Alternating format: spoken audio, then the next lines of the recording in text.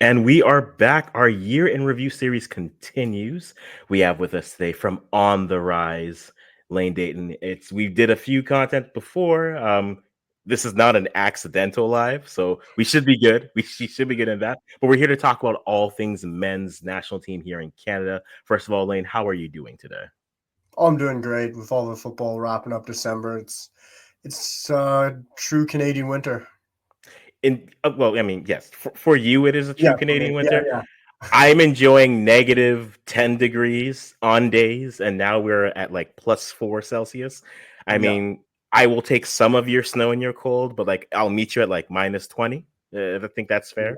Just send that over, and I'll get some wintry weather for me, and I'll appreciate that because I'm a snow for Christmas guy. So you give me some snow for Christmas.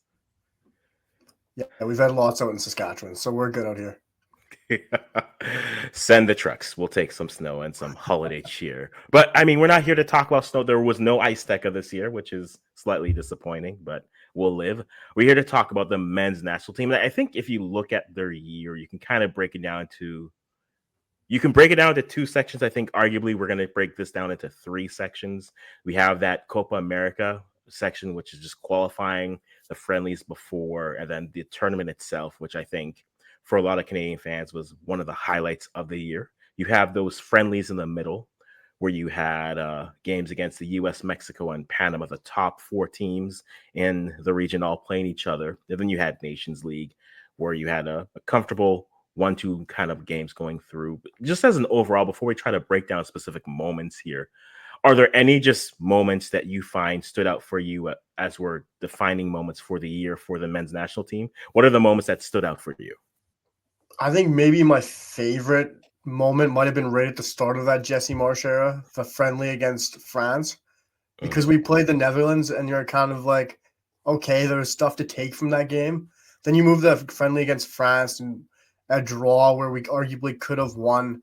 And with some of the performances from that game, it was like so many Canadians just their value just shot up. They went in the shop window for so many Liga sides with the scouts there.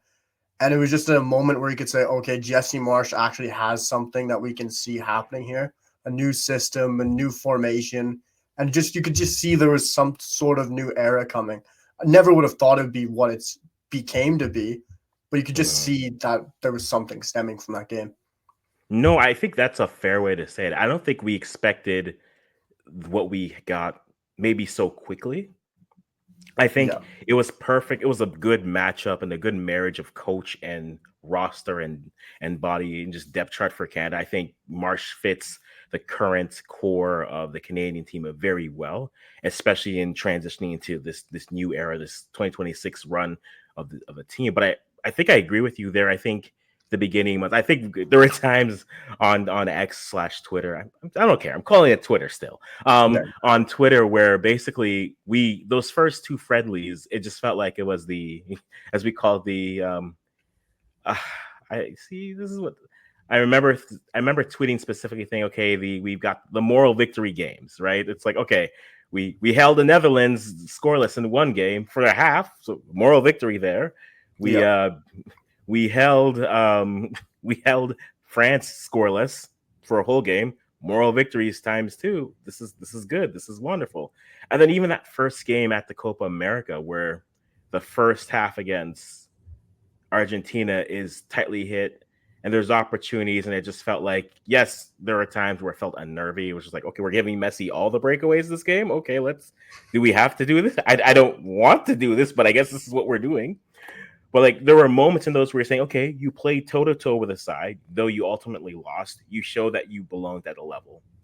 And I think going from those moral victories to actual results really did bring it up. I guess we'll start a little bit with Marsh here.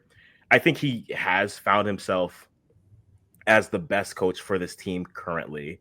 I think also just on an overall standpoint, he has, if there was a PR booklet in terms of how to connect with the Canadian soccer fans on all levels, I think from a PR standpoint, they have knocked it out of the park. They are batting 1,000.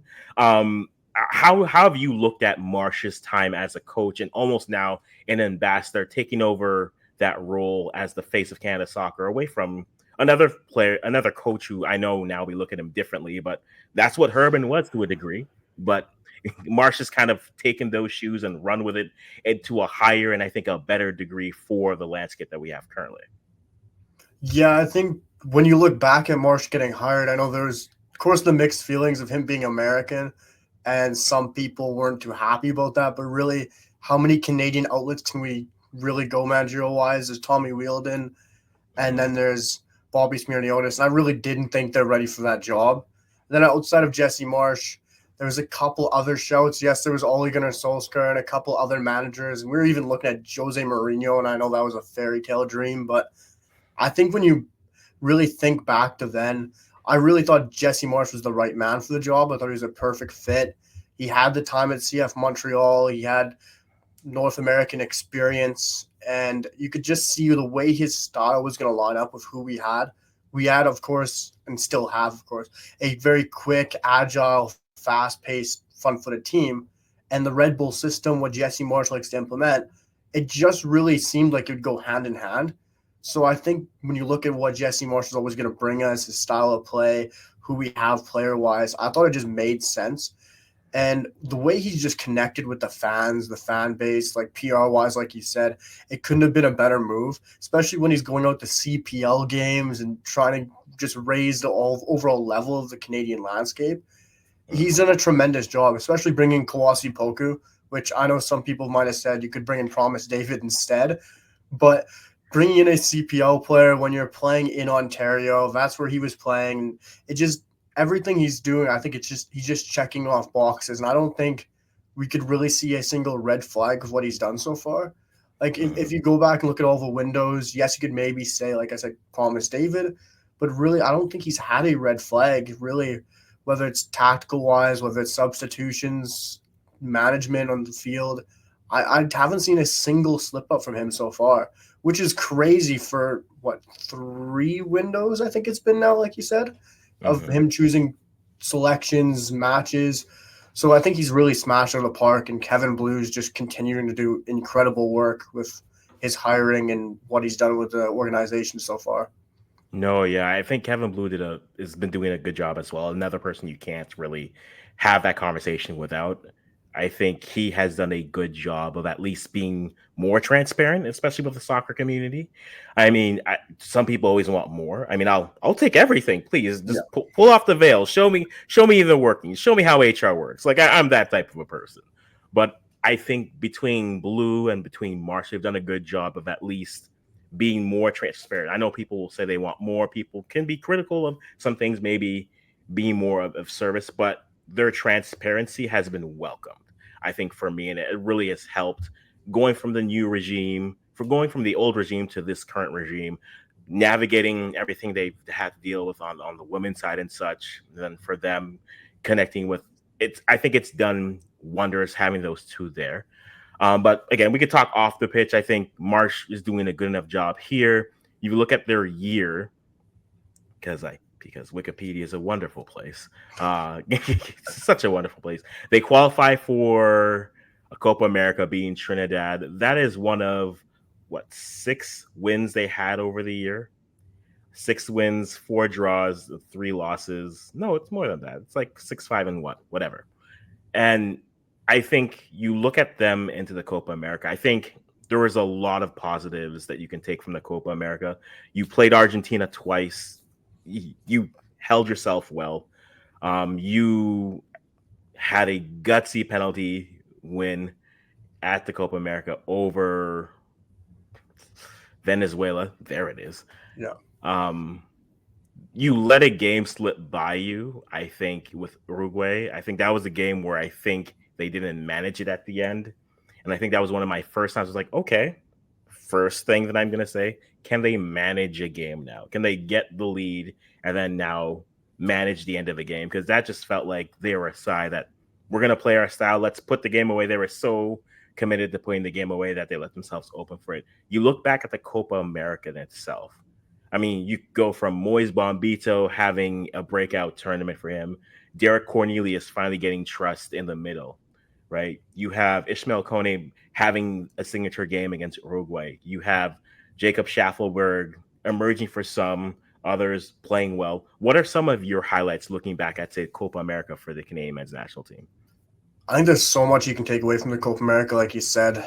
I think tactics might have been the best part. Like you could truly see a set style, set system that works against true opponents that are going to play the dark arts of football from South America and are going to try to get into your head, going to try to get into you also mindfully and mentally, not just on the pitch.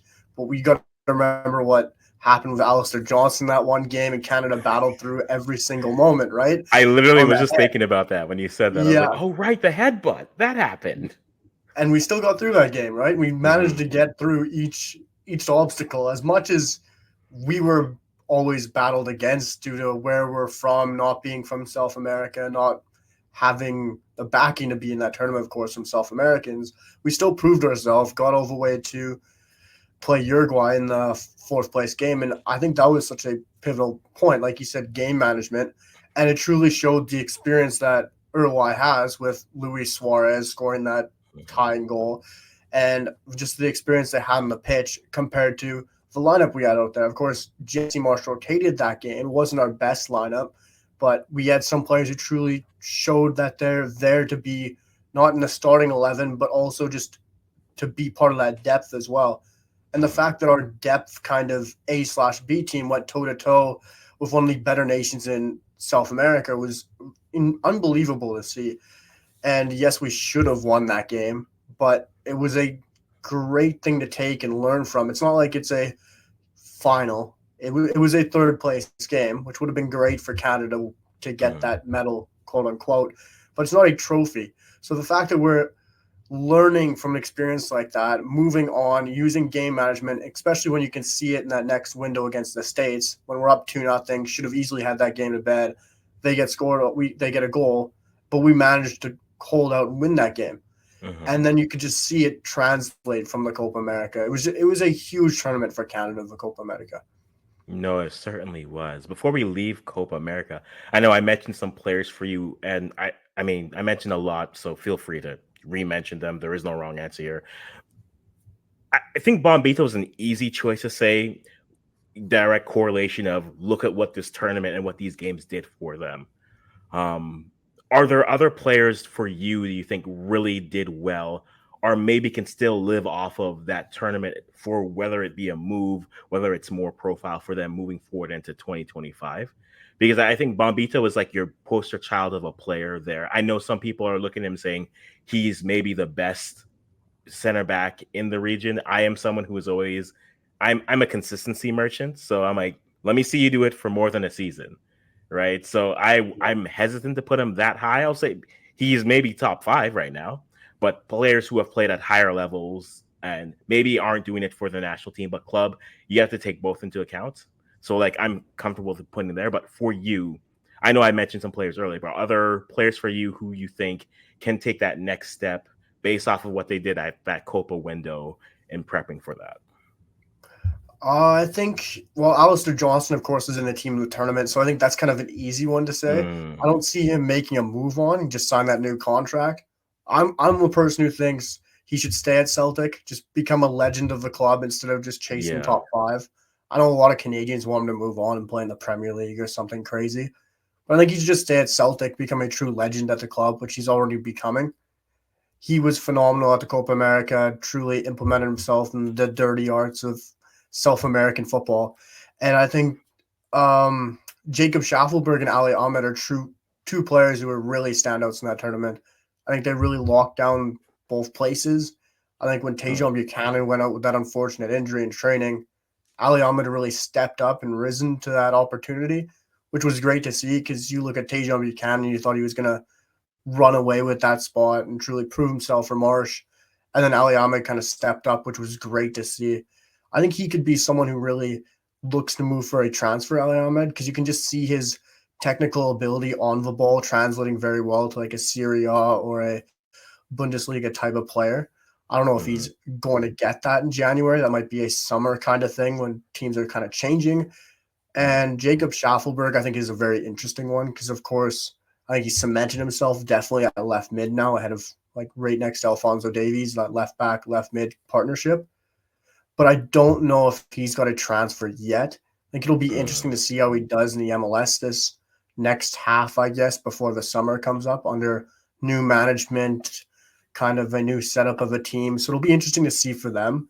I think those two players definitely were really impressive at the Copa America, as well as basically 95% of that entire team was. Yeah. So it was a great tournament. It was a great tournament. I do wonder because I think I've had more debate with Schaffelberg in terms of being that left outside mid in that 4-2-2-2 that Marsh plays versus that. And I think with the partnership with Liam Miller, who was having, I think, ACL injury aside, he was actually about to have a solid year at the championship. And I think his defensive pairing with Davies on the national team was great. I remember the Panama game where they were playing, I think it was raining a bit, the pitch was slick. You were at that game too. Yeah. And so we kind of watched it there. I felt like looking at that game, there are parts of Schaffelberg's game where I feel that he is the perfect direct player. And because of that, I don't necessarily need him to start all the time. I think based off what our depth chart is currently, I think he's your starter. There's no doubt. And maybe for me, I'm still holding on to the allure of duels out there. Like if a Luca Koleosho ever decide to go for Canada, to me, I'm like, well, if he does, I mean, he's right there. I think you can easily put him in because I think he has the legs to press, but then I think he's a better all-around player currently. But even with Miller, I feel like that is the best suit. So when you look at a play like Jacob Schaffelberg, do you think today I think he's the starter because that's our depth chart. We're not going. But do you think moving forward, and let's not even have this conversation with hypothetical players who could come in or aren't, just based off of our depth chart that we have now, injuries included. So assume Liam Miller is healthy. Assume maybe you bring in a Junior Hoylett in that situation. Is Schaffelberg for you the starter at that left mid going into 2025? I think going into March, if Liam Miller was healthy, I'm a huge Liam Miller fan. So I'd put him straight into the starting lineup. I think I agree with you. Like his partnership with Alphonso Davies is just on another level. I think you also get from Liam Miller what you don't get 100% from Schaffelberg. Not saying he doesn't do it, but Liam Miller's tracking back is phenomenal. Like the way he tracks back and covers the runs from opposing teams' fullbacks is fantastic, and it bails Alphonso Davies out from having to cover a 2v1. I also think the way you get Liam Miller tracking back, it allows Alphonso Davies to step up more, and you can truly see how he overlaps and doesn't feel as locked back to stay at left back constantly, because he knows Jacob Schaffelberg is just going to say, okay, I'm going direct, I'm going to run at my player, and I'm going to dribble at him until I beat him. And if I lose, I'm going to get another chance to go straight back at him and try it again. So I think with Davies being behind Schaffelberg, he might be a bit more reserved to not bomb on as much, because then you're caught off guard, of course. So for me, I think healthy, I put Liam Miller straight back in. I'm a huge Miller supporter, but I think right now, I think you have to go Schaffelberg. But I don't think he's a lock going into like the Gold Cup or something, because his club form, again, just hasn't been there for Nashville, along with their entire team. So really, he needs to get better with the club level along with that whole team. I think with the managerial change, I think that should change, and we'll see a Schaffelberg that can transition his national team to the club level, which I think would be perfect. Yeah. But I think now we have a great battle at both wings. Like you got Tejon and Ali Ahmed, and then you got Miller and of course Schaffelberg, which never would have thought we'd have two great wingers on each side. So I think it's a great option to have. But future, I'd say Liam Miller. I tend to think that as well. Again, it's nothing against Schaffelberg. I think Miller, though he hasn't given, I know the conversation with Liam Miller with my group chat is always he's just never able to put it together. But I mean, I feel like with Marsh, he's had a better shot to do so in that type of a situation. Miller's one of those players, I think, under Herdman, where the conversation was, what is he exactly? Are you playing him as a 9? Are you playing him as a winger? Like, what do you view him? Then he goes to club and he starts playing wing back. So I think Miller, because he's had so much positional just versatility, he's not quite a Richie Larea, but I think he's learned those positions well enough to have that responsibility so that he can play off. And again, that pairing with Davies, I think, works well. When it comes to Ali Ahmed, do you think he needs a do you think he needs like a half step before a big step for him? Like, look at what Mathieu Choignard did, right? Choignard goes straight from CF Montreal. He goes to Grasshopper. He's getting playing time. He's looking good in the timelines that he gets. Does Ahmed need that type of a move before he makes that big move? Or do you think he can step into, as we say, a top 5 league and be able to battle it out for a position? I think any coach wants their players playing and in form.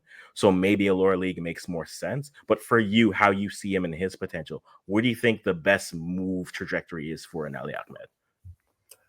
I think Ali Ahmed needs a move that's in between a Chouanier and also in between a Theo Bair, because Theo Bair went to a side that's was predicted to fight relegation and is absolutely blowing everyone out of the water and in like 7th, I think AJ Auxerre are in right now, fighting for European places. And then you got Chouanier who made a move to a side that is or a league that is very noticeable. Like scouts are going to watch it. A lot of players come from that league. But he went to a side where he knows he's going to get minutes, which is really crucial. But a side that really isn't going to maybe stay in the league even. They're in 11th place. I think, if I remember correctly, they're on like 15, 16 points in that area. Yeah. So I think it's going to be somewhere in between. Like maybe joining a second division side or maybe joining like not AJ Auxerre, of course, because they're fighting for Europe, but a side in Liga, of course, that are just above relegation or fighting for relegation. I think more importantly, finding a team that fits his style of play and that can kind of be on the same page as Jesse Marsh so that it's quite equal, and also just a place where he can start, like get minutes and consistently play. So he's not just thrown into the deep end and getting like a Theo Corbinu type move or Jaden Nelson type move where he's just rotting on the bench, getting 10, 15 minutes here or there, and just a place where he can see a pathway to starting and getting minutes. So I think maybe a lower team in Liga or the Bundesliga, a team where he can like stay in a first division and not just get knocked down straight away and his confidence is shot, and then maybe he has to move straight back to MLS because you just don't want to see that for a young Canadian player.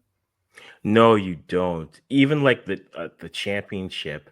Like I know some Canadian fans have, depending on what league you are and what your memory is, you think of, okay, Richie made Nottingham Forest, they moved up, different leadership, and then now he's back on loan in the MLS.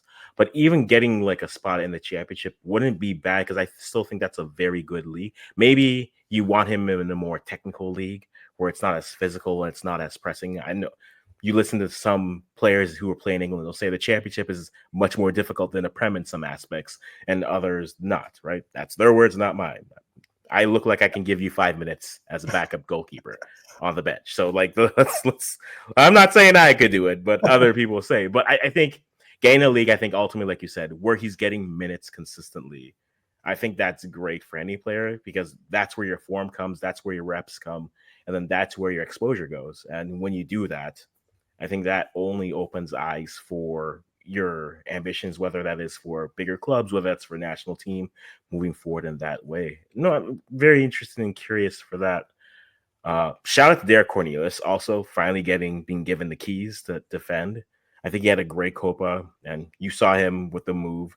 After Copa America was Moyes to Nice, Cornelius to Marseille, and then, I mean, Choignard had left earlier. Bear got his move to Auxerre a little bit before, but it felt like a lot of those Canadians were moving, and it felt as if like, okay, it is also a reality when you look at some of these tournaments that some teams literally just tournament shop versus saying, hey, these players are good. So hey, whatever you need to get seen and get into spots, if that means that's a good tournament, maybe that's a good dangling stick for a dangling carrot for players to come in and perform well at, say, the Gold Cup. Maybe that gets them and grants them their move. But we had the Copa America, which was well done. I think galvanized a lot of Canadian men's supporters. You move on to those friendlies in the fall where you have a win versus the U.S., which, dare I say, was the most comfortable 2-1 win I've ever experienced. The only time I've ever felt that comfortable in a game was when they beat Costa Rica in the quarterfinals back in 2021 of the Gold Cup.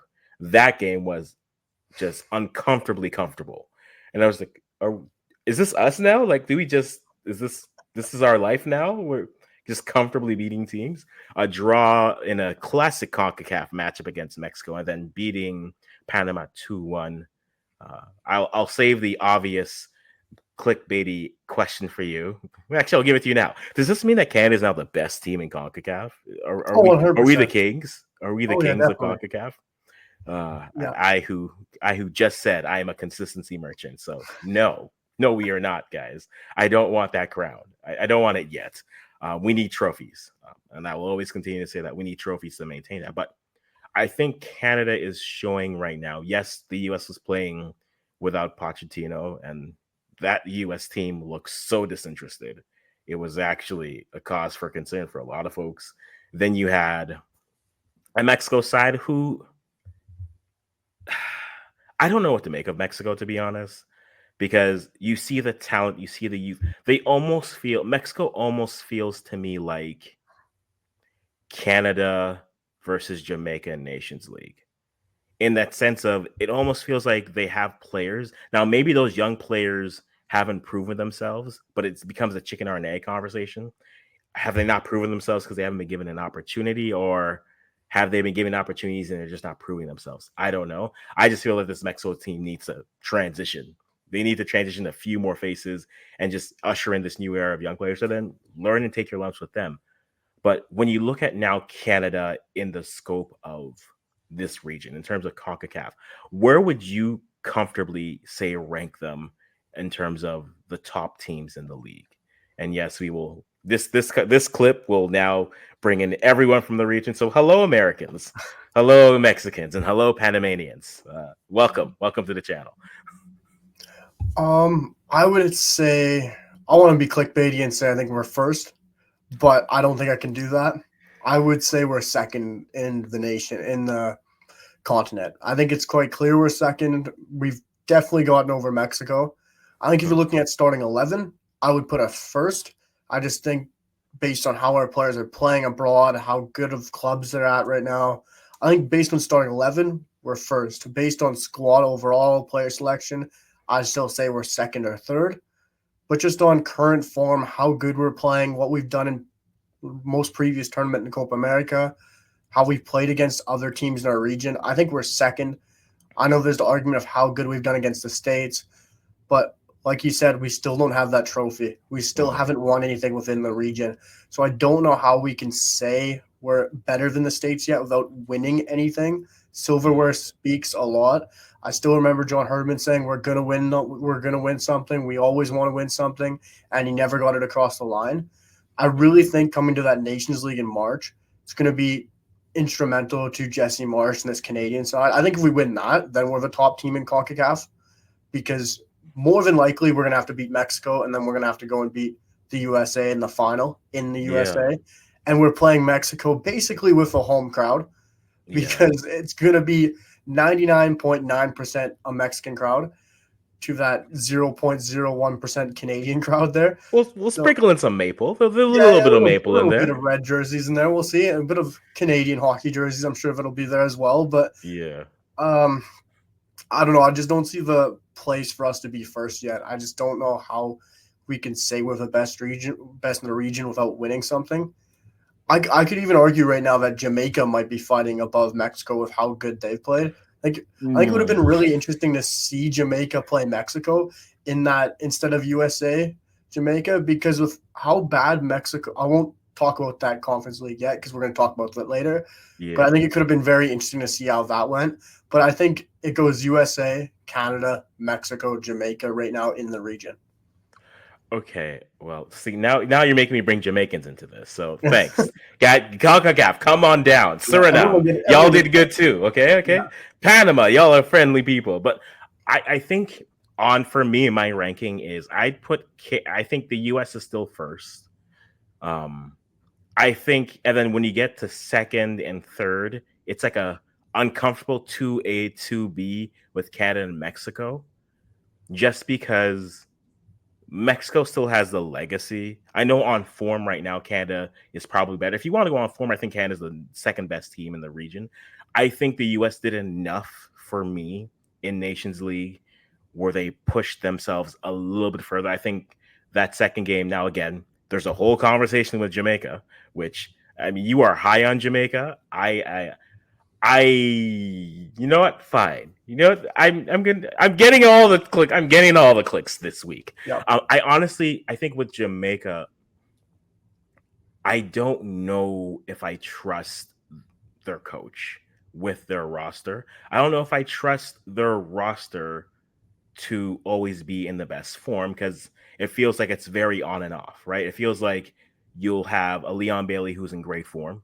And then when he gets to the national team, maybe he's not able to translate that. You get a Damari Gray who is probably should be one of their second best player, but you don't see that coming through in terms of the options. Mikel Antonio just got into an accident. So their 9 situation is Shamar Nicholson, which, I mean, I've called Shamar Nicholson the no-name version of Kyle Larin in terms of his consistency. And like, I'm not even saying that as an insult or as a compliment. It just, I look at them, I'm like, Kyle Larin, inconsistent at times. Shamar Nicholson, equally, but more inconsistent at times. And then after that, your 9 questions are a little bit off. I don't know if this Jamaican side is going to be there. They do have the option, and I've always said this about them. They can shop. They have access to the greatest Whole Foods in terms of football talent that they have.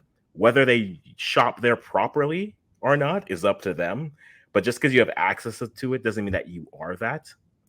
I will say the thing, and I've said this with Panama, I feel that Panama right now, they to me feel like a better version of what we saw with El Salvador, where Hugo Perez squeezed all the talent out of them during, at least for me, squeezed so much out of them during World Cup qualifiers. And I feel like with Christensen, I think he's squeezing so much out of this group, but they're at a point where they need another wave. They need some young players to freshen up this core, because if not, they could be here. They'll probably make 2026, but then after that, they fade. I still think Christensen, just based off longevity, is the best coach in the region. I know Potts just got here. I know Marsh just got here. But even when it was Berhalter, when it was Herdman, when Mexico was going new coach every 3 months, I still felt Christensen was the best coach. And because of that, I think he is the player who he is a coach who can get the most out of talent. He was one of the coaches I figured would be interesting if they would try to poach him from Panama. I don't think they try to properly or even try to at all. But I think with that Panama side, I wonder if they're reaching their ceiling for their potential. We'll see. We did say that, and they also then beat the U.S. at Copa America with, Reds and weird stuff. But we'll see. But in terms of Canada, I think they're like in that two-way 2B with Mexico in terms of their rankings. And then, again, coming into it, if they are able to win Nations League, like you said, that means they would have gone through Mexico and then probably what we assume is the U.S. You can't really have an argument after that, right? If you beat them there, at that point, I'd say I'll give a 1A, 1B right now. I never want the top spot. I'm good not being in the top spots.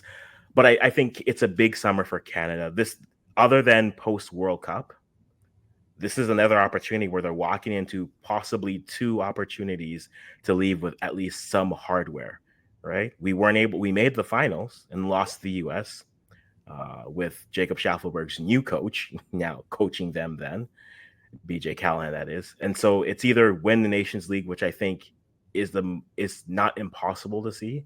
And then after that, it's looking at possibilities of your depth, trying to have a good showing and maybe winning what could be one of the better Gold Cups, with most teams loading up for the Gold Cup and then going to use that to prep to launch into their World Cup qualifiers. So big opportunities for them. I do think Canada is definitely top 3 in the region. Where do you want to put them? That's up to you. Let us know where you're putting them there, and we'll have that conversation in the comments. But I don't think you can be wrong putting them anywhere in the top 3. I think, though, they are better than Panama. I think of the top 4, Panama's number 4 for sure. I wouldn't put Jamaica for me. I wouldn't put Jamaica at 5 just because I haven't seen the consistency of them. But maybe that's just me looking at their talent and looking at their performances and saying this is not matching. I see talent there. I'm not seeing it manifesting on the pitch like I should. And maybe that's my criticism of them. That's my harshness. But I'm harsh on people who I expect much from. So that's me in that situation. Looking at Ahmed had a good showing in those friendlies. David had a good showing in those friendlies. Schaffelberg was doing Schaffelberg things. You start to see the depth. It's interesting to me within those two games where we didn't see the rotation, but we saw it later in the Suriname games. What do you think Canada should do at goal? Because you have Maxim Crepeau, who seemed to have lost favor in Port. You have Dane St. Clair, who on form was playing very well and is still playing well. But then you're going to walk into, I know March is coming a little bit later, but by then MLS seasons wouldn't have begun yet. So you don't really have a goalkeeper in form. Based off of their years, who would you want to walk into 2025 with as the starting keeper between the wooden frame for Canada? I've personally been a huge fan of Dane St. Clair. I think the way he commands the goal, the penalty area, especially on crosses and especially corners, I think he's fantastic at just punching and claiming balls. But just his shot stopping in general, like he has such a Mhm. big frame and such a big presence within the goal. I think if you're dribbling at him 1v1, you're going to be intimidated already with just how big he is and how hyped up and excited he gets when he makes a save. And it just brings that energy to the back line as well. I think when you got that calm, cool presence behind you, I think it does such wonders for that back line. I'm not saying Crepeau doesn't, but I'm just saying I really think Dane St. Clair is just another level above. And you also get a goalkeeper who is a few years younger. I want to say he's 3 or 4 years younger, maybe, than Crepeau. And I think you also got to go with the hot hand. He was tremendous in the MLS playoffs. I can't even remember how many penalties he even saved. But if you're going into the Nations League, you might have a penalty. You might even go into a penalty shootout. So if you're going to have that thought in the back of your mind, that's also another huge thing. Even Crepeau's made saves for Canada in penalty shootouts as well. But Dane St. Clair, just that presence in goal, how big of a frame he has in front of goal. I think it's really important to go with the goalkeeper and in form, especially when they haven't been playing for a while. I think just coming off of both of their seasons, they're completely different seasons that they're both finishing on. Crepeau was at the end of the season finishing as a backup to James Pantemis, who was not even in a realm to be a goalie in Canadian national team depth chart at all. I don't think he'd be even in my top 5. Like, so it's very weird place to see where Crepeau is right now. Like, does he move from Portland? Is he even going to be their number one come the start of the season? Because you'd like to think he would with how much money they probably tied him down to. But when you're getting played behind James Pantemis for extremely important games later in the MLS season, it's really a head scratcher. And you got to think what it's going to do to him mentally. But I'm sure we all know Crepeau's extremely tough. He's battled through a lot of adversity in his career. So I don't think it fazed him at all. But it's just a weird place for him to be finishing his season out while Dane St. Clair is having a tremendous playoff run. So it's going to be interesting to see how they both come into camp. Like, I know they're going to be very fit. That's just how these Canadian players always are. I don't think we've ever seen an unfit Canadian players, maybe since the days of the unsigned FC players. But I don't know who else you go with outside of those two because we don't really have a goalkeeper playing in Europe that really we can look to as a one.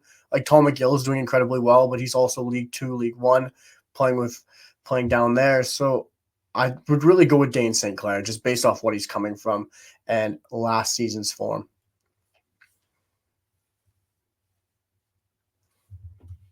It's a fair shout, I think. And I think when you look at the matchup that you have, you are playing Mexico, right?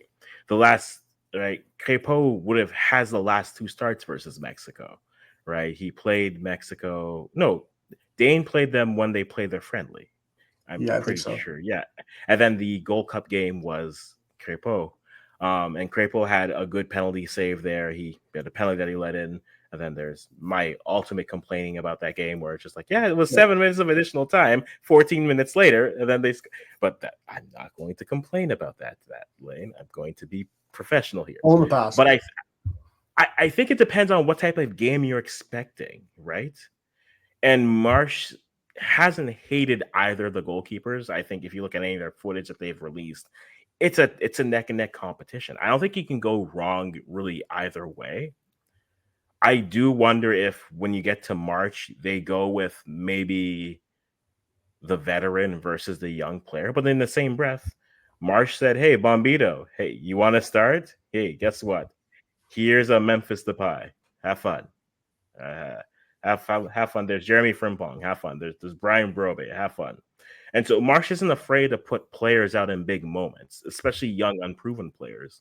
If the training is right, they'll do it. So I could see them going to a Dane St. Clair. I think he offers you, again, the athletic ability plus the size, which he's what, 4 inches taller than Crepo or 2 inches taller, because Dane is about 6'4", athletic, can play with his feet. So I think most people look at Dane and say he's probably the future of the role moving after Crepo. I think Crepo deserved a shot. You could argue he probably deserved more of a shout in that 2022 cycle-esque where you had him and Milan Borjan going back and forth a little bit only through injuries. But I think you might still go with Dane. I think I like Dane going through with it. I think I like that idea with it because if you're going to give him the shot, I'm someone who is always going to be a person who says, you know what, you have 3 chances of adversity, right? I got into arguments with people and I said, rotate the team against Uruguay. And people are like, but you could win $1 million. I'm like, hey, you have free adversity. When else are you going to play a team like Uruguay? Find out about your bench. Like, find out if Mathieu Choignard and Aliame can play against a top team like Uruguay. Guess what? They could. They held their own. Right? See if Tammy Oluwasi can play well against top competition. He's snake bitten, but he's shown he makes the good runs. So for me, give Dane the Mexico matchup. You'll learn something, and then you'll probably play Panama again, and then that'll be another opportunity to come away with something else. If you don't win, and you go from there. So I think give the kids an opportunity to kind of look at. I do mention kids. It is something I've been thinking about talking about. While all this is happening, the U20s happened, right? They don't make it they don't qualify for the World Cup for them, unfortunately. But they had an interesting tournament where I think if you look at both U20s, I said this with AC earlier. Like, I feel like their first game, both teams left a little bit too much meat on the bone where that should have been a win for them. Canada ends up losing their first game to Honduras. That impacts kind of what their seeding is. They play a Panama team who throws everything in the kitchen sink at them. They are able to win. But when you look at the U20s, and this is almost a conversation that's about the U20s, but also about players you're looking forward to see maybe get a shout at this national team, whether that's a Gold Cup, whether that's friendly windows. Are there players that you are seeing that you think are on that verge, whether they're youth players or maybe they're club players who are finally hitting their stride that you're excited to see for 2025? I think the obvious one, of course, has to be Santiago Lopez.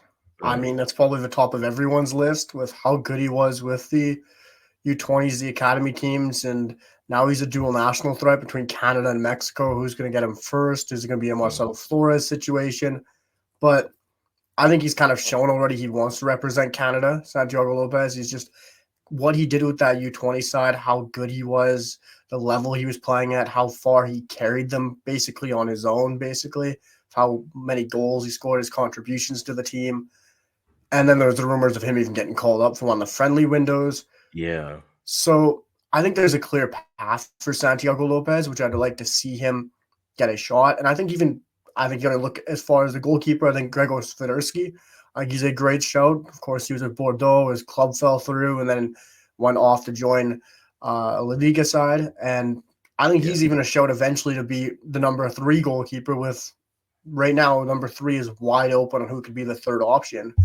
And I'm not saying you go to an academy goalkeeper yet, but it's just another player you can keep in mind for how well he played at that tournament. And I think Tavernier is a great option as well, CPL fans and everything he's done so far in his career. that U20 side might have been one of the more exciting U20 side I've seen recently, with just quality in it that you can see that has the clear pathway to maybe have a chance under Jesse Marsh, especially with the way Marsh is looking at the youth, the way he's looking at the CPL, especially how he gave Kawasi Poko the option. I can Yeah. just see there being that clear pathway for these young kids under Jesse Marsh to even just use Marsh to spring a transfer for them to a bigger side. So I think it's a lot of excitement around that setup and around the academy players, because there's so much to look forward to finally. As long as there's a consistency with the coaching and they can Yeah. finally play a certain style. I don't know if they want to do what certain clubs in Europe do or national teams do, where they have Jesse Marsh who plays a certain system and then he has connection with the coach who is at the U20 level and they play the same type of system. So there's just that correlation through the levels, which I think makes a lot of sense that club teams do, that national teams do. So I wouldn't mind just seeing us do that as well. So it'll be very interesting seeing all these players come through, because there's so much talent down there right now, I believe. No, there is. Like you mentioned Kwesi Poku, you mentioned players like that. Like even a player who I think Santi Lopez fits it just because I think he might be a player who can take advantage of just injuries. You don't have a Liam Miller. You're trying to rely on, at this point, players who be in form.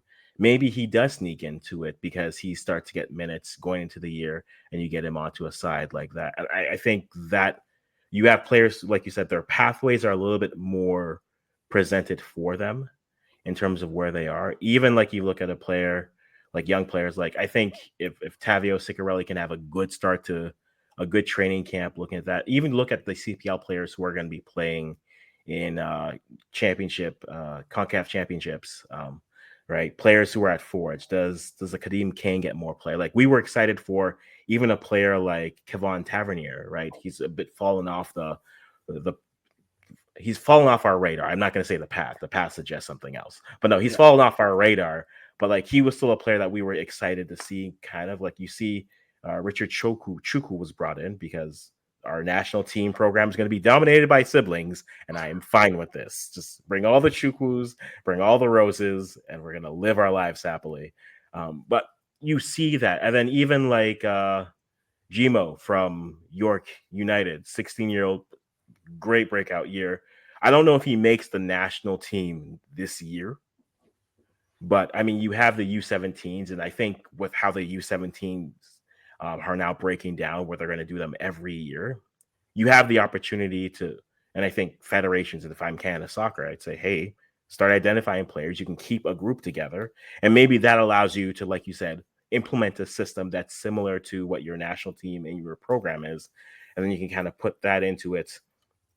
And so as they're developing now, if they need to bring him in, you know you have a player who understands what his responsibilities are. If he steps in as the second duo in that 4-2-2-2, right? Or if he's the striker duo, what you expect of him, right? And I think that would do wonders for them. But yeah, like you said, the U20s are very intriguing and very exciting. Even players that you've mentioned before, right?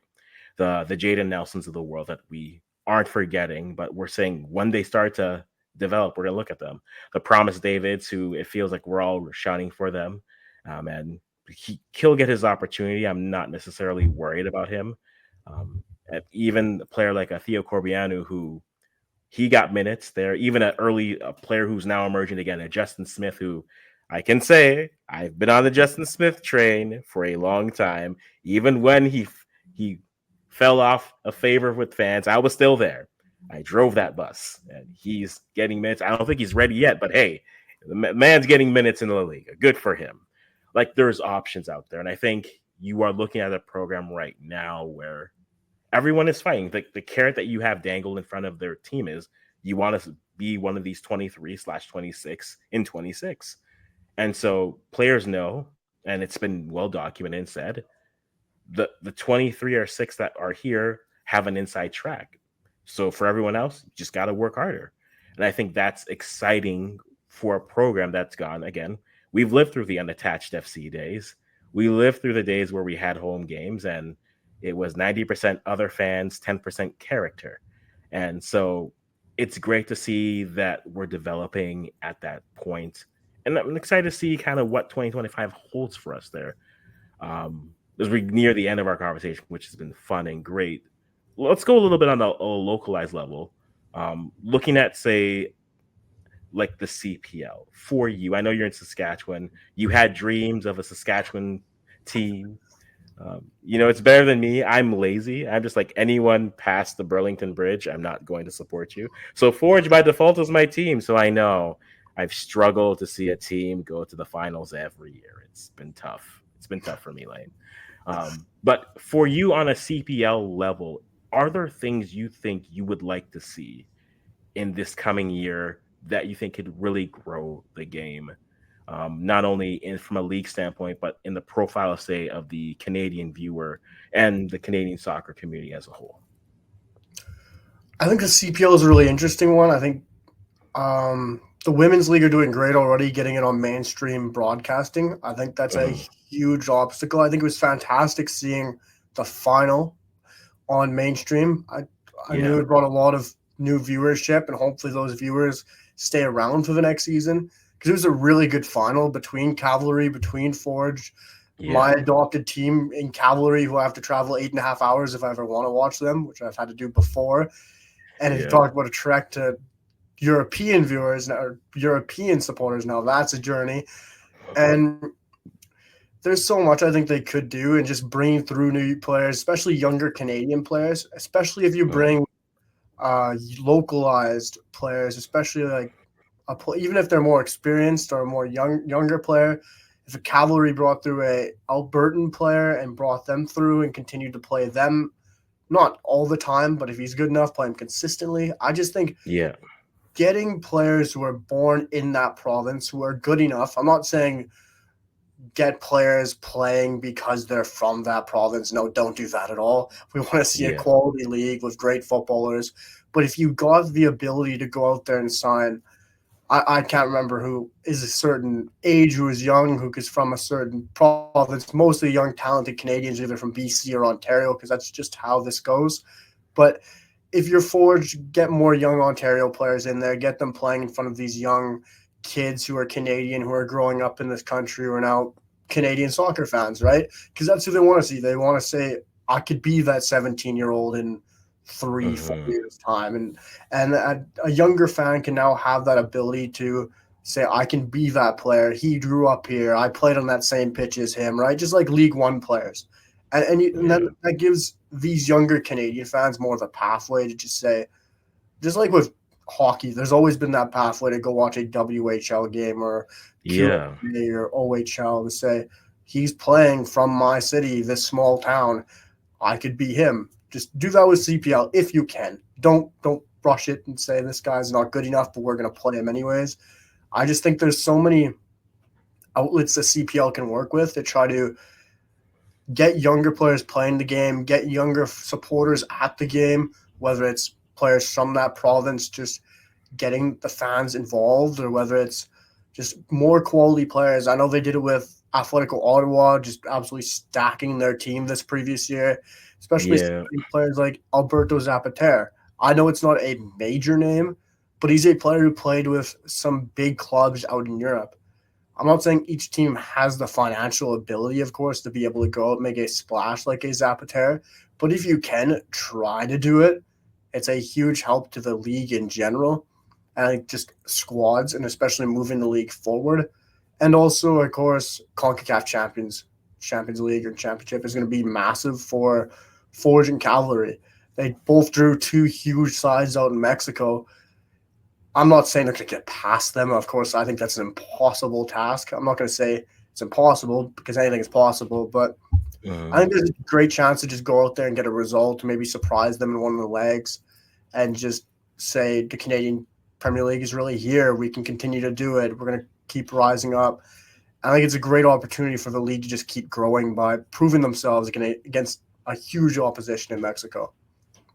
No, I think so, and it will show the strides of the league as well. I think for me, when I look at it, just from a player development standpoint, I think the league has to position itself from a player development standpoint of, and like we just mentioned Shola Jimo, like he's a player who leaves, and even Kwesi Poku is an example of this. He's a player who leaves TFC's academy, thinks he has a better shot to get minutes, goes professional route.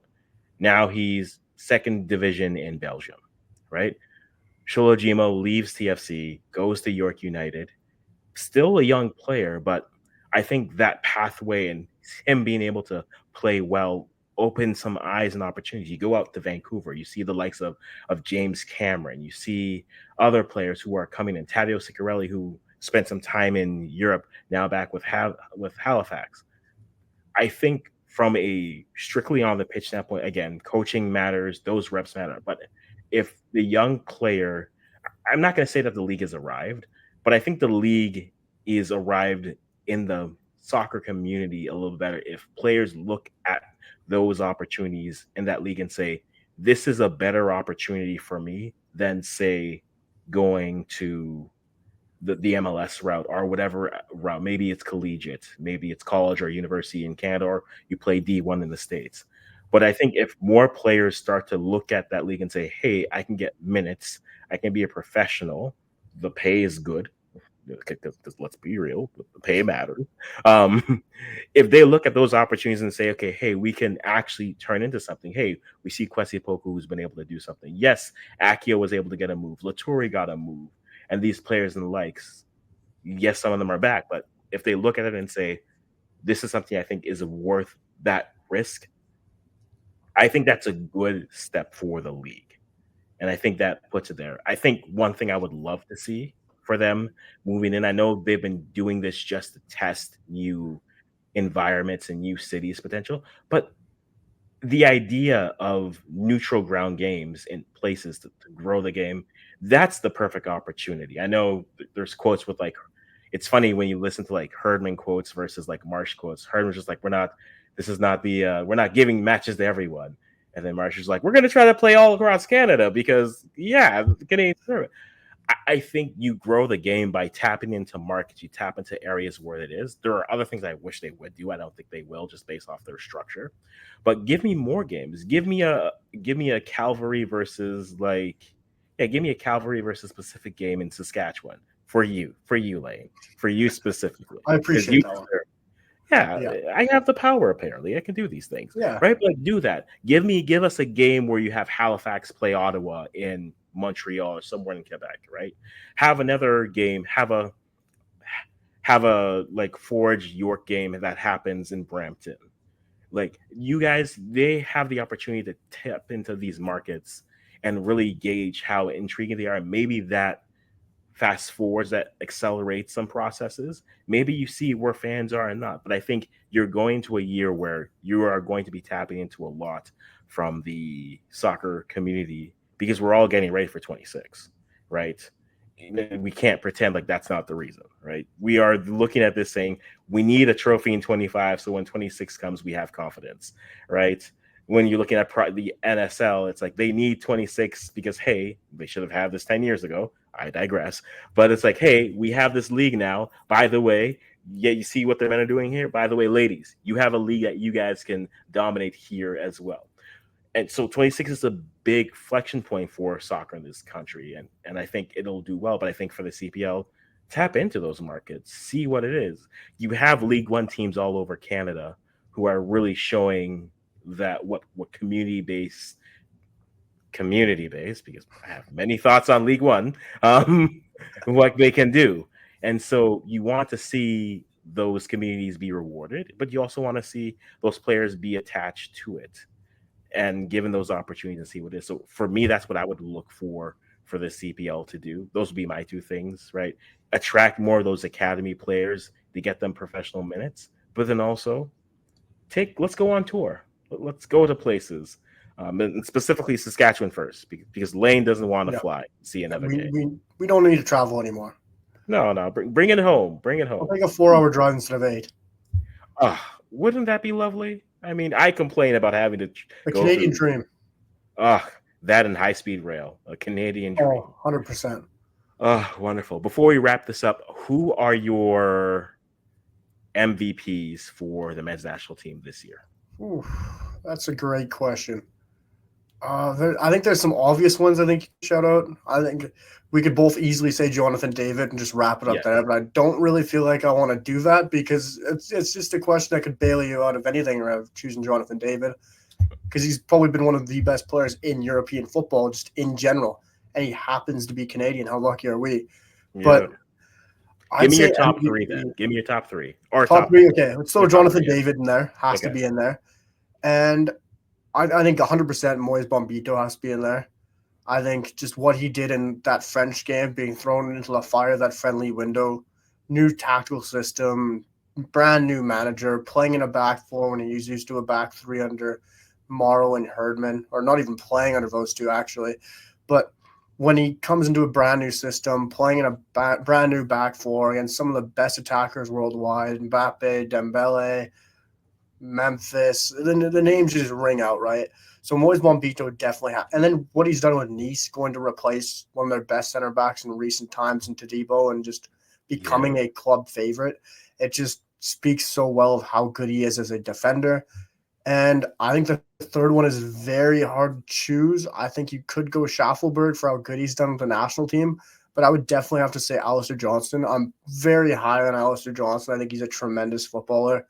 And I don't think some Canadians truly understand how hard it is to play for a club like Celtic because they're not in a sexy league, right? It's not a Mhm. top five where all Canadians can watch them and relish over them trying to make Champions League runs because that's never been what they are. Celtic is a club with just unbelievable history within football, winning endless amounts of trophies, being in one of the most biggest rivalries probably within sport if you want to go that far. I will say that because the fans, the religious history between that game and the tension in that game, I think it just shows how good Alistair is as a player and the way he's risen that opportunity because I don't think we've really seen him put many foots wrong for Celtic and just how much he's been embraced by the supporters and fans. Just shows how likable and how great of a person he truly is on and off the pitch. No, that I think those were my three. So thanks a lot, Lane. Yeah, I I'll think steal him. terrible content you're creating here. No, I think Jonathan David. I think right now, and I would argue for the last 2 years, has been Canada's best player.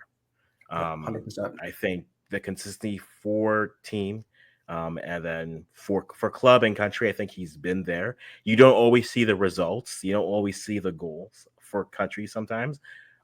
He's also not playing the Cayman Islands all the time, so That he's would be not going to nice. score. Don't we miss those days where we Yeah, had that to, would be great. I'd take beat more of those. Aruba and do things, but now we got to play America and prove that we're better than them all the time.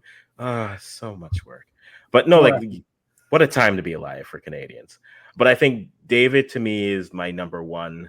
Bombito is a fair two. I think his rise is meteoric. Everyone, we've talked it to death. I don't think Derek Cornelius should go unspoken about. I think he's like, of the moves, he made that move and he's been doing well with it. So special shout out, honorable mention to him. But again, I think Alistair Johnston is never appreciated because look at where he plays, right? He's the right back. The left back is one of the most famous left backs in the world. Bombito is this kid that we just discovered. Like, oh, look at him. He's the shiny new toy for us. Derek Cornelius is like, okay, well, Derek, he's been around. He's finally getting his opportunity. Let's talk about the, oh, no, to the midfield. Stakio finally getting minutes at Porto. Kone needs to get healthy. Okay, that's cool. All right, well, let's go back to right. No. We have the Schaffelberg out there. Maritime Messi is doing things. We're happy to see him there. Tejan finally healthy, good for him. Ali Ahmed doing well at Vancouver. Okay, cool. Jonathan David, and then the ultimate debate of should Kyle Aaron start or not every window. I'm so glad we have at least 3 months off of that before we have to have that discussion again, Hallelujah. right? But like he often gets overlooked, but he is so constant. He's the type of player that you need in that role where you have to play center back. I'll play center back. Has to be a fullback, plays that fullback. And I think he's been able to really excel with Marsh as a lot of players have had. We've mentioned MVPs. This is just going to keep going until we run out of questions. Who do you think for 2025 are players that you think are under the most pressure? Um, Oh, that's a very good question. it's a very subjective question. I don't.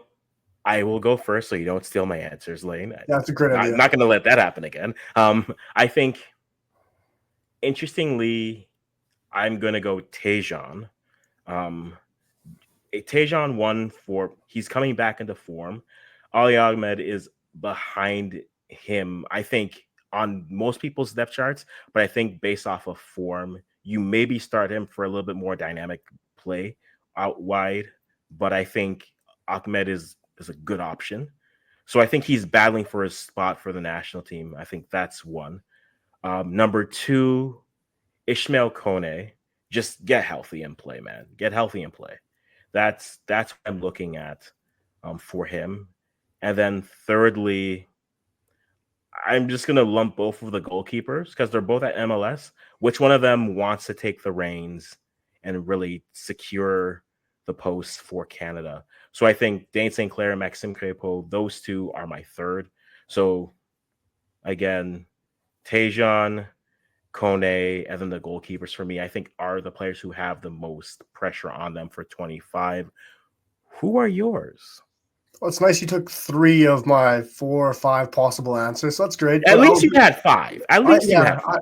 I heard the question. I was surprised by the question. I thought you were going to ask something else. But I had some names pop in my head.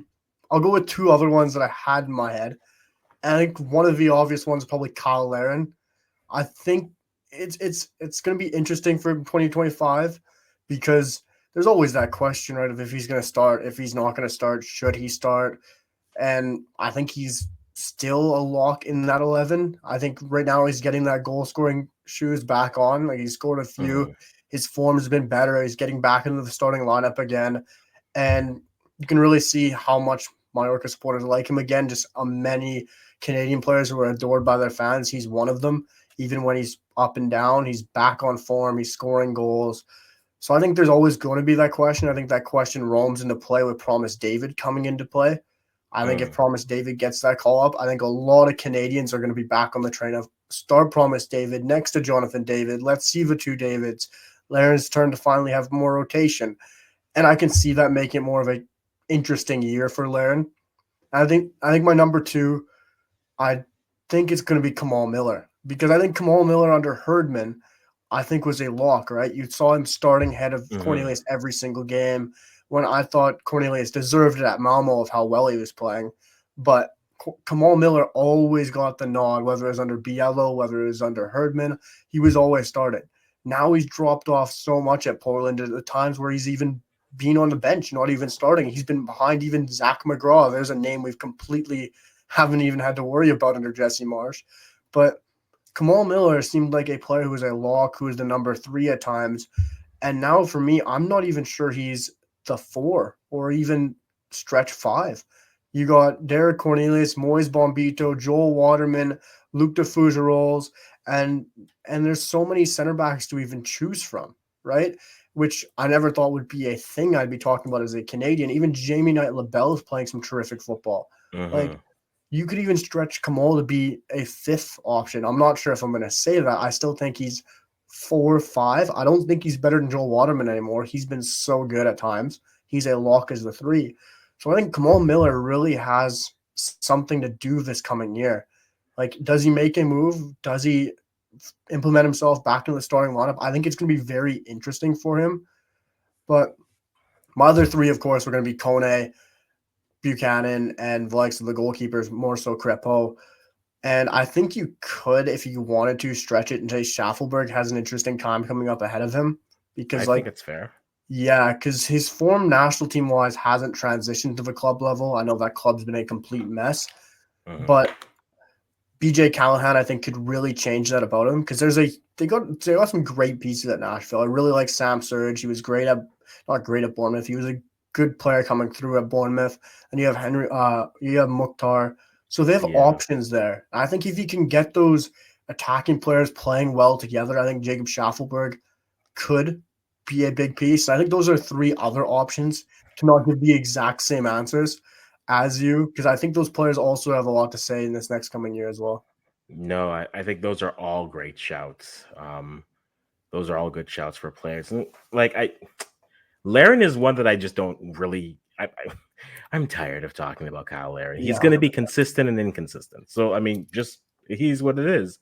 But I think when we watch the Suriname games, the thing I tweeted it out like I think when you have a Laren, you give David more of a gravity of space. He's still going to drift and try to touch the ball. That's him, but his gravity of space is closer to Laren because he understands where Laren is going to be and where he can play off of. So I think it kind of cements him or it anchors him to a space a little bit better. And I think of the nines that you are going to start, that Laren has given, that Marsh has given those opportunities to.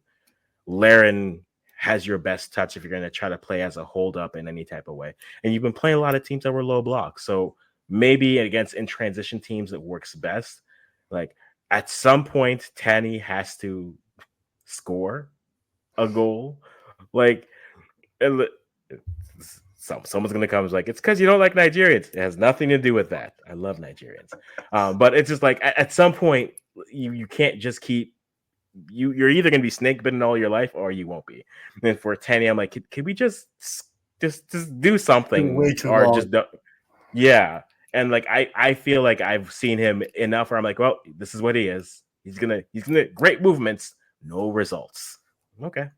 And prove me wrong on that one. Like, way too early prediction on that. I think that would be fun to see him go. But again, Laren, I'm tired of it. We know what he is. And I know the conversations are always going to be like, well, is Canada better with like a 4-2-3-1 versus a 4-4-2? They basically effectively play a 4-2-3-1 because it's a 4-2-2-2 with David in that 10 role. And so it doesn't really matter as much. I will concede that because I was one who's like, play the 4-3-3. And I'm like, yeah, they're doing it. So let's just leave it. David roams and does what he wants, man. Exactly. And now, maybe you want an actual 10. Yeah, he'll find those spots, and that's good. Now, maybe you think the team needs an actual 10, and I'd say that's where my one worry is with the team. But do we have one? If you're going to ask a player to be a 10, you'd ask Kone to be the 10. And if you're going to ask Kone to be if you're going to ask Kone to be the 10, then the conversation is, where do you want David to be? If you're going to ask Kone to be the 10, you should ask David to be the 9 and just stay hugging the center backs. Where are the center backs for the other team? I don't know. See what they want for Christmas. Talk to them all game. And then run past them when you need to. That's where you want. Because I think that the Uruguay game showed Kone being given that midfield. And it's like, okay, he can do this now. This is interesting. But if they're both going to occupy that space, it's going to look like the beginning parts of that Canada-Trinidad matchup where you have Ugbo, David, and Laren all kind of drifting into the same space. And you're asking yourself, why did we think this was going to work? We're going to bottle this, aren't we? And we didn't, which I'm thankful for. But I think those are interesting questions that I kind of have with there. Other question to ask you. 2 current players, and then maybe 2 players who haven't been invited by Marsh yet, who you think could have big breakouts in 2025. I give you the floor. Because I have my 4, and I don't think you're going to pick my 4. Interesting. I don't know if I'll pick your 4. It'll be interesting to now see who you're going to say. But breakout player, I got 2 already who I think are going to have a big year. I think Mathieu Choinière needs to have a big year coming up, whether club or national team-wise. He's already been very consistent for Grasshopper. And looking into 2025, they're a team that's going to be – in Switzerland, they got where the league breaks off in half. It's one of those funky leagues, and then they play out the bottom half and the top half, right? And when they have to play that out, right now they're one of those bottom teams. They've been in decent form right now. Mathieu Choinière made that smart move of getting a team where he starts. He's consistent. He's going to have a good form. And I think if he can get through with Grasshopper by not getting relegated, and I think that's going to be due to him running the midfield, conducting the midfield, having that true Choinière type of style of play that we all know he has in his ability. I think if he can do that in 2025, he's due for a big breakout year. And I think he kind of needs that because with who he's battling in the midfield right now, he really needs that national team-wise because I know he's going to want to start the Gold Cup. He's going to want to start the Nations League. And there's already that conversation about the midfield two, and between him, Kone, Eustáquio, and Saliba's already knocking on that door because he looks like a very exciting talent as well. Even though he's at Montreal, he's not ahead of any of those three, but he's a great fourth option. Then you still have Jonathan Osorio. So Matthew Choinière, I think, has to have a big breakout year in 2025, and I really think he will, both with national team and the club level. I think another one that's very interesting for another breakout year in 2025, which I would have to say has to happen, is Ismail Kone, which you talked about already, needing or going to have an interesting year already. But he's already been so injury-stricken already in his early time at Marseille, but he's gone through a preseason which he was loved by the fans, did so well, hit an injury, missed a camp with Canada, came back, had another injury, but then in a press conference under De Zerbi, it was kind of talked too harshly, but I think that's De Zerbi's way of saying, I know what you're about, trying to get the best out of him. And De Zerbi is a manager who has always gotten the best out of his youngsters. We've seen it at Brighton. He's already doing that at Marseille.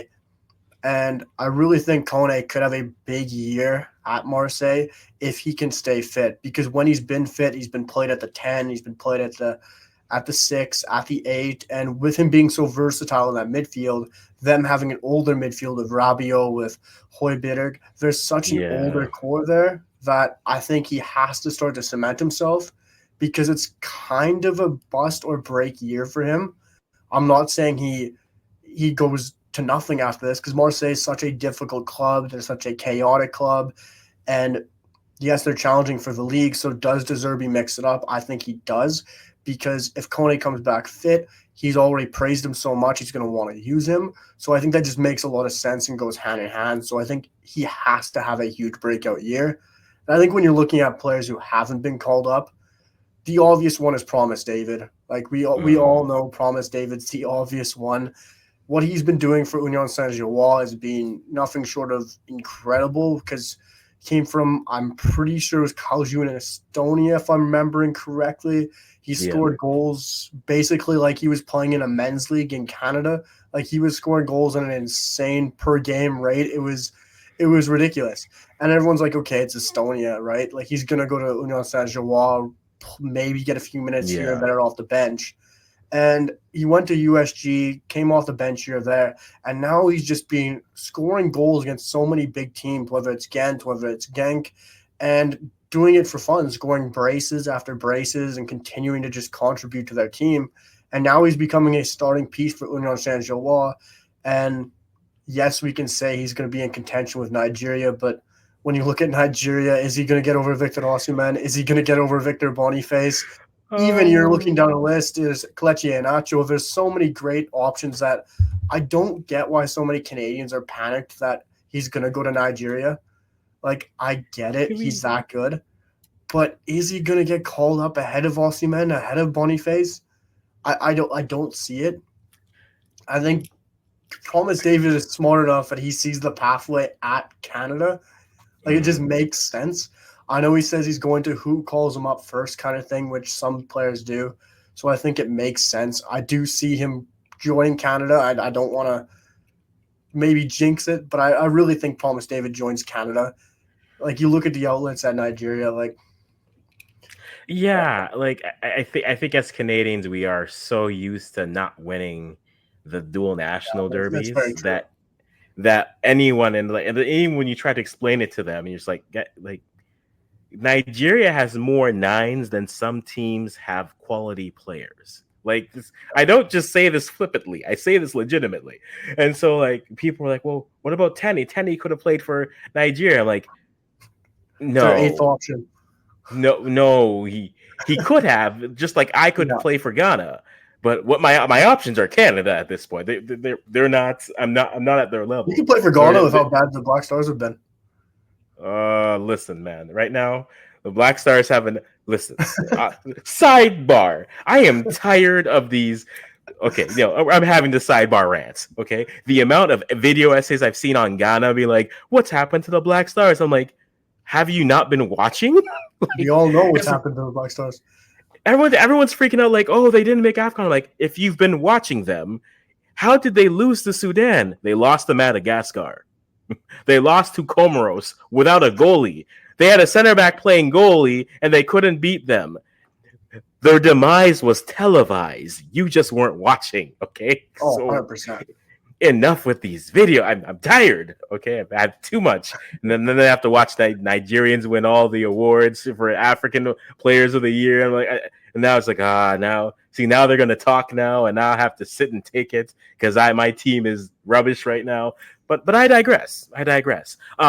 Yeah. So I think as Canadians, we do have a bit of inferiority complex in terms of losing out on duels. The scar tissue of a Marcelo Flores is still there, even though realistically, the only thing we did wrong was try to recruit him during COVID, because that's what happened. He missed 2 camps because those camps were canceled, and we were just like, oh, if not for canceled and the World Health Organization, we might have had a shot at Marcelo. And some people say, well, what is he amounted to? I don't know. Maybe his career goes a different pathway. But Canadians are just so used to losing those, and it's like, and I don't want to come back and say, oh, but they've won some. It's like, yeah, but you know what we're talking about, right? They haven't had the Florian Balogun win that the U.S. got, right? They haven't had that. They've not had a Ricardo Pepi win like the U.S. got again, right? They haven't had a Marcelo Flores. Who was our biggest dual national get realistically, right?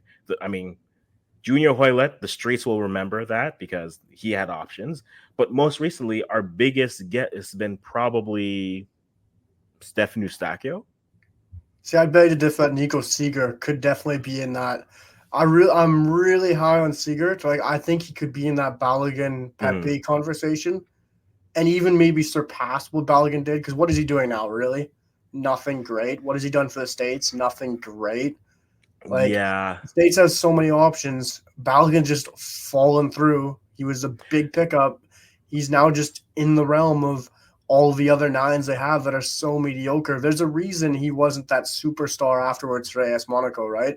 Mm-hmm. And look at what Nico Seeger did. He chose Canada over Croatia. I think some people might look at that and think that's not as big as we really think. But I think give it a year. I think if you're looking at breakout years, Nico Seeger definitely has to be on there. Like, we had in recent games, he's getting praised by Ivan Rakitic and Gennaro Gattuso, 2 of some of the best midfielders to ever play football. Rakitic not in that conversation, but he's unbelievable midfielder as well. 2 absolute icons of the game getting praised by some of the best, right? And what Nico Seeger is doing is phenomenal. He's choosing Canada over Croatia, who have been in a World Cup final, who have had so many great players come through their nation.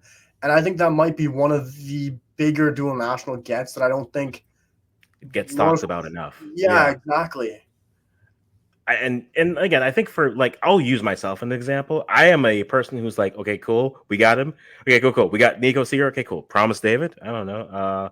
Mitrovic? No. Okay, cool. No. Okay, Kalinovic. Yeah, can we have him? No, we can't have him. Okay, on to next.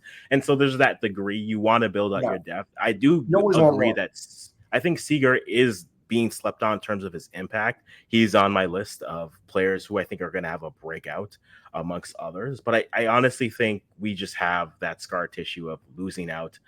And it wasn't that long ago that we were unattached FC and friends. And now we are like, oh, we can go after these players? Cool. That's fine. But I think for me, you mentioned Nico Seeger. I think he can push that midfield conversation very interestingly, because Choignard is no slouch. Kone and Eustachio aren't slouches either. But I think Seeger could open the door and really make it an interesting four-way conversation for the midfield. I think if you look at the forwards, why do we sleep on Thelonious Bear? Theo Bear is a thing. And I've liked what I've seen in his moments. Almost scores against Panama before David scores the goal to put it away on the diagonal header. But Theo is a profile enough where he can still press, but then also he can be your hold-up 9. He can do that. Yes, he needs to work on his touch a little bit, but he's still a solid enough 9. already forgotten. Ike Ugbo is a guy who, I mean, I still believe in the talent that's there. I don't think he's on my list here. I will wait for him to come back to the program before we start having serious conversations with him. But I think he's a player. Another nine that I think we've already forgotten, but I think is your perfect, if anything, and I've knocked on wood, if anything were to happen to Jonathan David, I don't want it to happen. But if you're looking to simulate a Jonathan David type role, Jason Russell Rowe is around. Like, and I think give him the Gold Cup and tell him to be the 9. And I think you'll get great results from him. And I think that is a player who we've already forgotten about because, there's Tanny, there's Afrifa, there's Promise David. Jason Russell Rowe has scored and has been a goal scorer at multiple levels. MLS Next Pro. He scored goals at MLS. He's a player, I think, who goes on the rated, but is a player I think this could be a year that he can have a nice breakout for. And not forgotten, we mentioned him earlier on, Jaden Nelson, man. Give Jaden Nelson some minutes. I think he's the perfect type of winger /8/10 that can kind of roam in and press and can be a good pressing type player, but also a productive, disruptive player that Marsh could really love to use. And so Jaden Nelson, love that player from what year was it? Was it 19 or was it 17 when he went for the U17s in Brazil? Whatever year it was. But like him, Russell Rowe, you had Damian Pichile on that team. But Jaden Nelson, to me, he's a player who I think can break out. We've mentioned the Justin Smiths, Theo Corbianu, he'll get minutes eventually. There will be depth. There will be conversations. And we'll actually have debates over our 23 or 26 versus saying, well, I mean, it's pretty much standard for what we were expecting. Marsh called in the regulars. No one else was really playing. I think we're reaching a point where we can have depth conversations and we can have conversations in terms of who deserves a call up versus who can kind of make their way through. And I'm very excited to have that. What are you excited for 2025 for the men's national team? Is it the Gold Cup? Is it the Nations League possibility? Is it more duels? What are you excited for the most as we wrap this up here? I think it's a close first on the Nations League as well as the Gold Cup because I think they're both very interesting situations in very different ways. Because I think the Nations League is going to be so fun to watch because we're going into very different situations in, I'm going to say 2 games because I want to hope we're going to be in the final. We're playing Mexico in a Mexican stadium, basically, with Mexican fans, and a game where Mexico has to go out and prove themselves because after how they played in the last Nations League, they need to go out and play better because their fans, their huge supporting group, aren't going to put up with anything anywhere close to how they played last window. So they need to step it up. And as well, if we play in the final, like we already talked about, we're going to be playing the States in the States. So 2 away games against away crowds practically, and a huge trophy on the line to basically crown us as the CONCACAF best in CONCACAF, we'll say. And then I think Gold Cup is very interesting in a different way because we talked about before we went live how Gold Cup is going to be very interesting because of who might be not there and who might be left off the list due to the Club World Cup and looking for transfers and everything like that. And I think the Gold Cup might be the most exciting part of 2025 because of the depth players we're going to be seeing involved.